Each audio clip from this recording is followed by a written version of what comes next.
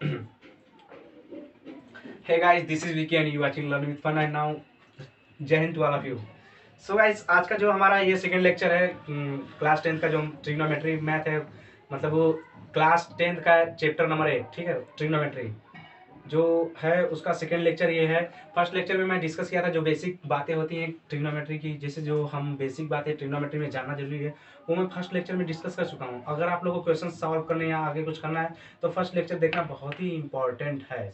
तो ज़्यादा कुछ बातें ना करते हुए मैं अब लेक्चर 2 स्टार्ट कर रहा हूँ, जो 3.1 से स्टार्ट करूँगा। जो 3.1 में किस टाइप के क्वेश्चन हैं एनसीईआरटी के, 3.1 ना 8.1 सॉरी 8.1 में जो किस तरह के क्वेश्चन है उस पर हम फोकस करेंगे, ठीक है। तो आइए हम 8.1 के फर्स्ट क्वेश्चन पे ध्यान देते हैं। देखिए, एक ट्रेंगल दिया है, in triangle A B C, ठीक। राइट एंगल ट्रेंगल, वो ट्रेंगल राइट एंगल ट्रेंगल है, ठीक है। राइट एंगल ट्रेंगल पहले आप लोग को बनाना चाहिए। ये क्या है, उसका एक एंगल, राइट एंगल ट्रेंगल कोई एक एंगल 90 डिग्री होता है। बस 90 डिग्री कहाँ पे है, देखिए यहाँ पे right angle triangle at B. मतलब अगर हम कहीं भी इसको ए मान ले, इसको बी मानना पड़ेगा ना, ताकि बी के राइट एंगल बन जाए। इसको सी देखिए, मैं बी यहाँ पे क्यों माना हूँ, क्योंकि यहाँ पे क्वेश्चन में ऑलरेडी दे चुका है कि मतलब right angle at B, right angle at B मतलब जो भी 90 डिग्री बनेगा वो बी पे बनेगा। तो बी हम लोग यहाँ पे लिए, ठीक है। तो अब देखिए वहाँ पे ए बी की वैल्यू दिया है, ए बी का जो डिस्टेंस दिया है 24 सेंटीमीटर दिया है, और बी सी की वैल्यू दिया है, बी सी की वैल्यू क्या दिया है 7 सेंटीमीटर। अब हमें देखिए, अब हमें sign A cos A sign C cos सी, ठीक है। ये हमें फाइंड करना है, डिटरमाइन करना है, मतलब ये हमें फाइंड करना है। सो गाइस, तो मैं आप लोगों को पहले इसके पहले मैं पाइथागोरस थ्योरम के बारे में बताया हूँ। इसके पहले वाले लेक्चर में आप जाइए, पाइथागोरस थ्योरम क्या होता है वो बहुत ही इंपॉर्टेंट है, ठीक है। तो मैं पाइथागोरस थ्योरम को यहाँ पे यूज करूंगा ये थर्ड साइड लेने के लिए। अभी देखिए हमारे पास दो साइड है ट्रायंगल का, थर्ड साइड लाने के लिए। तो ये थर्ड साइड है, थर्ड साइड अगर हमें फाइंड करना है तो ये पाइथागोरस थ्योरम यूज करके हम थर्ड साइड इजीली फाइंड कर सकते हैं। अगर आप लोगों को पाइथागोरस थ्योरम के बारे में रियली कुछ जानना है तो डिस्क्रिप्शन में मेरे लिंक प्रोवाइड किया गया है, उस लिंक पे आप जाइए और आप वीडियोस को देखिए कैसे, मतलब मैं पाइथागोरस थ्योरम को यहाँ पे डिफाइन किया हूँ, पाइथागोरस थ्योरम होता क्या है और कहाँ पे यूज में आता है। सो गाइस, तो आइए मैं पाइथागोरस थ्योरम यूज करूंगा यहाँ पे। इसको क्या कहते हैं हम, परपेंडिकुलर, जिसको हम पी से डिनोट करते हैं। मैं पहले ही बता चुका हूँ ऑलरेडी, इसको बी से डिनोट करते हैं, बेस होता है। ये हाइपोटेनस, मतलब इसको एच से डिनोट करता है, ठीक है। अब परपेंडिकुलर को हिंदी में हम जो कहते हैं वो कहते हैं लंब। अब बेस को हम कहते हैं आधार, एंड हाइपोटेनस को हम लोग कहते हैं कर्ड, ठीक है। लंब आधार कर्ड, ठीक। तो अब हम इसको पाइथागोरस थ्योरम इस्तेमाल करने का आते हैं। देखिए अब इस पे ये देखिए H square equal to P square plus B square, ठीक। ये हमारे पास फार्मूला है, पाइथागोरस थ्योरम एक होता है, ठीक। अभी हमारे पास दो साइड्स हैं, हमें थर्ड साइड फाइंड करना है। तो दो साइड क्या क्या दिया है, पी दिया है, बी दिया है। तो एच स्क्वायर ऐसे ही रख दीजिए। पी की वैल्यू क्या है 24 सेंटीमीटर, 24 का होल स्क्वायर, प्लस बी की वैल्यू क्या है 7 का होल स्क्वायर। 24 का होल स्क्वायर जो होता है वो हमारे पास 576 आता है, 567, ठीक है। और 7 का होल स्क्वायर क्या होता है 49। अब देखिए इसको ऐड करेंगे तो ये हो जाएगा 625, ठीक। H square equal to 625। अब स्क्वायर जब बढ़ता है तो मैं कहता हूँ, स्क्वायर जब एक साइड से हटता है तो दूसरी साइड में अंडर रूट बनाता है, अंडर रूट 625, ठीक है। अभी एच की वैल्यू क्या आ जाएगी हमारे पास 25, क्योंकि जब 6 to 5 अंडर रूट से बाहर आता है तो 25 बनाता है। तो ये प्रोसेस है हमें थर्ड साइड फाइंड करने के लिए। आप एकदम केयरफुली देख लीजिए, अगर आप सेकंड लेक्चर भी नहीं देखे तो इसमें, अगर फर्स्ट लेक्चर नहीं देखे तो सेकंड लेक्चर में भी क्लियर कर सकते हैं। वैसे फार्मूला आता है, अगर दो साइड दिया है तो थर्ड साइड निकाल सकते हैं इतना इजीली, ठीक है। तो अभी हमारे पास ये आ गया। अब तो हमारे पास आ गया एच की वैल्यू जो आ गई, एच की वैल्यू हो गई 225, ठीक है। एच की वैल्यू जो आ गई 25। अब हमारे पास फाइंड क्या करना है, साइन ए फाइंड करना है। एंगल है क्या, यहाँ पे एंगल है, यहाँ पे एंगल है, ठीक है। अब साइन ए निकालने के लिए हमारे पास एक फार्मूला होता है, साइन ए निकालने के लिए परपेंडिकुलर अपॉन हाइपोटेनस। ये फार्मूला कहाँ से आया, अगर आप लोग को सच में जानना है साइन ए के बारे में, मैं जो डिस्कस कर रहा हूँ फार्मूला परपेंडिकुलर अपॉन हाइपोटेनस, तो आप लोग मेरे फर्स्ट वीडियो को जरूर देखिए। अगर नहीं देखेंगे तो क्लियर नहीं हो पाएगा, ठीक है। अब sine A equal to P upon H, तो अब देखते हैं हम साइन ए के अकॉर्डिंग। पहली बात, जो एंगल हमें फाइंड करना रहता है, अभी देखिए एंगल ए पे बात कर रहे हैं ना, तो इसके फ्रंट वाला जो होता है वो परपेंडिकुलर होता है, तो सामने वाला इसके लिए परपेंडिकुलर होगा, मतलब परपेंडिकुलर पी की वैल्यू होगा। पी की वैल्यू क्या दिया है 7 दिया है, और हाइपोटेनस इसके लिए ये है 25, तो 7/25, इसकी वैल्यू आ गई जो 7/25, साइन ए की वैल्यू आ गई। इसी तरह कॉस ए की वैल्यू अगर हम लाना है, कॉस ए का फार्मूला था बेस अपॉन हाइपोटेनस, ठीक है। अब कॉस ए यहाँ पे ए से ही यूज कर रहे हैं क्योंकि ए की बात कर रहे हैं, तो इसके लिए बेस कौन सा होगा, बेस ये होगा, हाइपोटेनस ये होगा, तो बेस अपॉन हाइपोटेनस माने 24/25। इसी तरह बहुत इजीली है। और इसी तरह अगर साइन सी का वैल्यू फाइंड करना है, साइन सी इक्वल टू, तो सी कौन सा है, सी है, सी का फ्रंट ये हो जाएगा परपेंडिकुलर, परपेंडिकुलर बता दी कौन, परपेंडिकुलर हाइपोटेनस फार्मूला होता है। इसी तरह हम परपेंडिकुलर इसको यूज करेंगे 24 अपॉन हाइपोटेनस, हाइपोटेनस यही रहेगा सबके लिए भी। इसी तरह अगर हमें कॉस सी को लाना है तो इसी तरह आप ला सकते हैं कॉस सी भी, ठीक है। तो मैं क्या बताना चाह रहा हूँ आप लोग को, इसमें कुछ है नहीं, इसमें कुछ है नहीं, इस एक्सरसाइज में कुछ भी नहीं है। ये जो क्वेश्चन में सॉल्व करेंगे कुछ भी क्वेश्चन नहीं है, एक कुछ भी नहीं, इसमें कुछ भी नहीं बात है। थोड़ा बहुत बस जो नॉलेज अगर आप लोग फर्स्ट वीडियो जो अगर मेरे देखेंगे उसके बेस पे बहुत सटीक बैठ, मतलब अच्छे से बैठ रहा है, जो मैं पहले वीडियो में इंट्रोडक्शन दिया हूँ अपने लेक्चर में। तो गाइस अगर आप लोग को इस तरह का क्वेश्चन सॉल्व करना है तो ये वाला मेथड अपनाना पड़ेगा, और कुछ नॉलेज भी होनी चाहिए साइंस सी, साइंस मतलब ये साइन वगैरह के बारे में। तो फर्स्ट वीडियो आप जरूर देखें, ठीक है।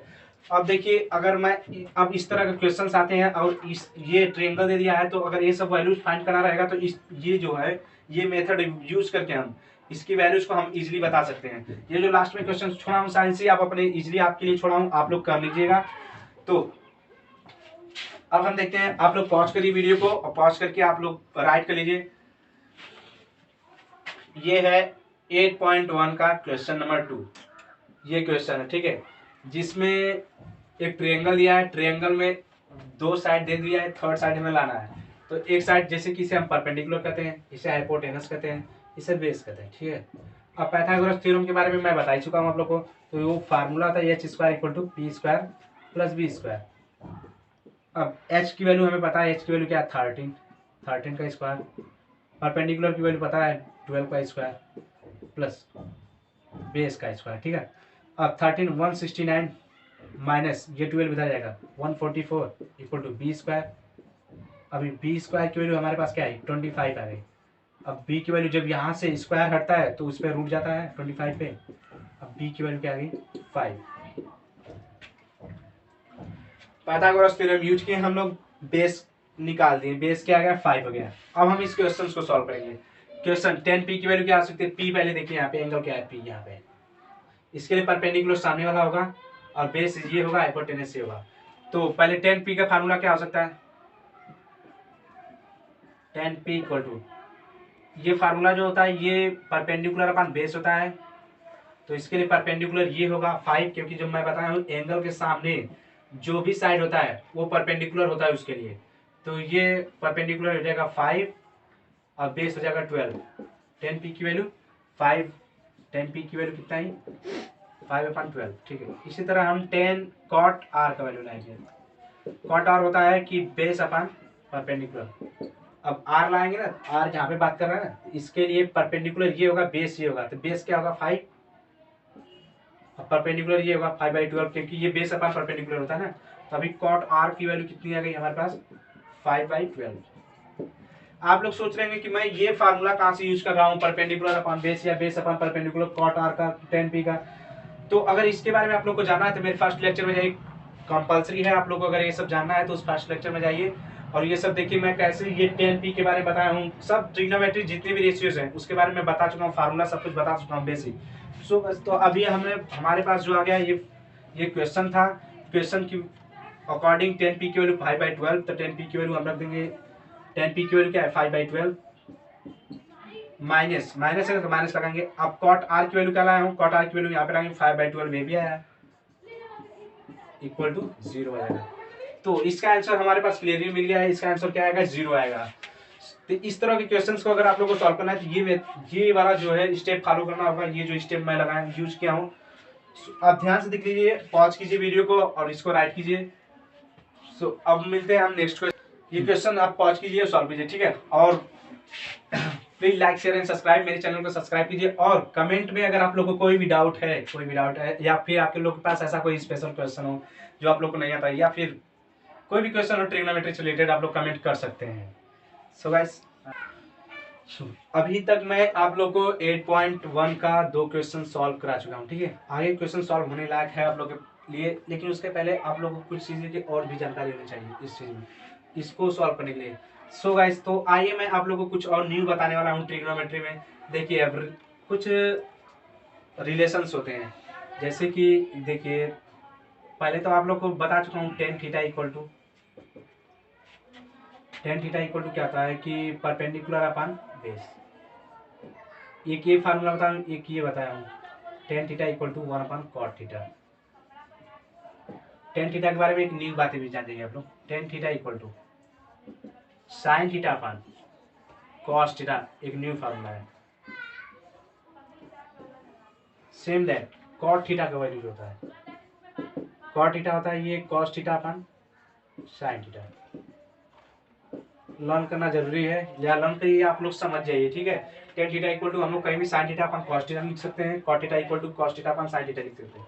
वहां पे लिखेंगे जहां हम लोग को जरूरत होगी। अब जरूरत होने के लिए आप लोगों को इस तरह के क्वेश्चन सॉल्व करने होंगे। और देखिए आप लोग के लिए मैं ये देखिए रिलेशन होते हैं, sine square theta plus cos square theta equal to 1 और sec square theta equal to 1 plus tan square theta cosec square theta 1 plus cot square theta. ये तीन रिलेशंस है, ठीक है। इसको मैं कैसे यूज करूंगा, बस आप लोग अभी इतना देख लीजिए कि ये रिलेशंस है, ये आप लोग को आना बहुत जरूरी है। पूरा क्लास 10 तक ये तीन के बारे में पढ़ना है, इससे ज्यादा कुछ नहीं पढ़ना, ठीक है। तो अभी तक जो भी यूज करेंगे, जो जैसा भी क्वेश्चन सॉल्व करेंगे, ये तीन ही रेशियोज यूज करेंगे, तीनों रिलेशन यूज करेंगे, और जो भी रेशियोज के बारे में बताएंगे वो भी यूज करेंगे। सो गाइस ये आप लोग राइट कर लीजिए, और नेक्स्ट क्वेश्चन मैं आप लोग को बताता हूँ इसके बारे में। सपोज दैट आप लोग ये रेशियो यूज करके बता रहा हूँ आप लोग को। सपोज दैट मेरे पास आ गया साइन थीटा की वैल्यू आ गई 4/5, ठीक। अब मुझे कॉस थीटा की वैल्यू फाइंड करना है, तो मैं कॉस थीटा की वैल्यू कैसे लाऊंगा, तो यहाँ से आप रेशियोज को यूज कीजिए। देखिए ये तो ट्रायंगल मेथड यूज ही कर सकते हैं, ट्रायंगल मेथड, फिर भी आप रेशियोज को यूज कर सकते हैं। देखिए ट्रायंगल मेथड, पहले आप लोग को ट्रायंगल मेथड से ही बता देता हूँ। देखिए और ट्रायंगल मेथड, आप साइन थीटा का फार्मूला जानते हैं, परपेंडिकुलर अपॉन हाइपोटेनस। परपेंडिकुलर क्या है, यहाँ पे 4 है, हाइपोटेनस क्या है 5 है। तो ये थर्ड साइड आप लोग पाइथागोरस थ्योरम यूज करेंगे तो ये आ जाएगा 3, ठीक है। अब हमारे पास 3 आ गया है, तो cos थीटा का फार्मूला क्या होता है, cos theta equal to base upon hypotenuse. तो बेस क्या है यहाँ पे 3 है, 3/5। बस इसी तरह आप किसी का ला सकते हैं। अगर देखिए हमारे पास ये साइन थीटा cos थीटा की वैल्यू आ गई, तो आप लोग टेन थीटा की वैल्यू ला सकते हैं। टेन थीटा क्या होता है, tan theta equal to sine theta upon cos theta. Sine theta की वैल्यू क्या है 4/5, और cos थीटा की वैल्यू क्या है 3/5, ठीक है। तो इसके अपान में जाएगा, मतलब ऊपर जाएगा तो 5/3 आ जाएगा, कैंसिल आउट हो जाएगा, 4/3 आएगा।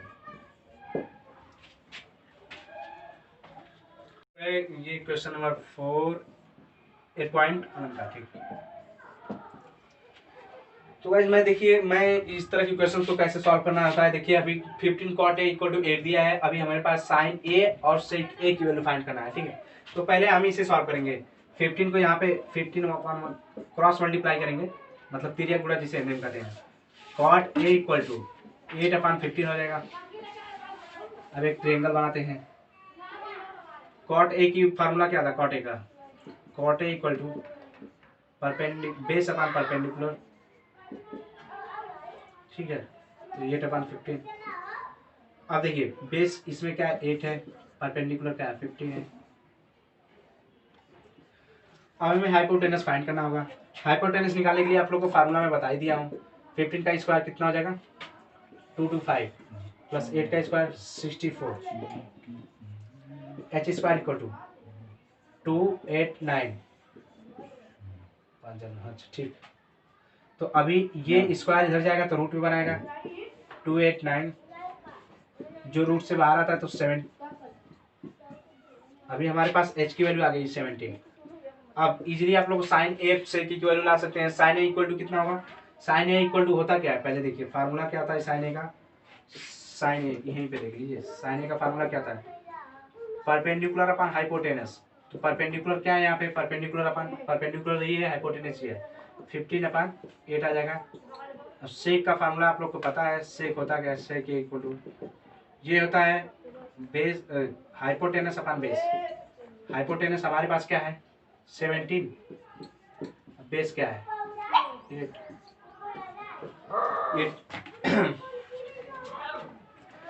ये मेथड यूज करके आप लोग इस तरह के क्वेश्चंस को सॉल्व कर सकते हैं। ठीक है, इसमें बहुत अभी दो तीन तरह के क्वेश्चंस हैं, तो और भी क्वेश्चंस को मैं अपने वीडियोस के द्वारा अपलोड करूंगा। और क्या कहते हैं सॉल्यूशन, मैं आप लोग को सॉल्यूशन सब कुछ प्रोवाइड करूंगा। एक एक क्वेश्चन का सॉल्यूशन मैं अलग से प्लेलिस्ट में डालता हूँ अपने। तो 8.1 का मैं एक एक क्वेश्चन सॉल्व करके प्लेलिस्ट अपना बना के उसमें अपलोड कर दूंगा। सो गाइस अब तक के लिए thank you and Jai Hind to all of you. Bye bye.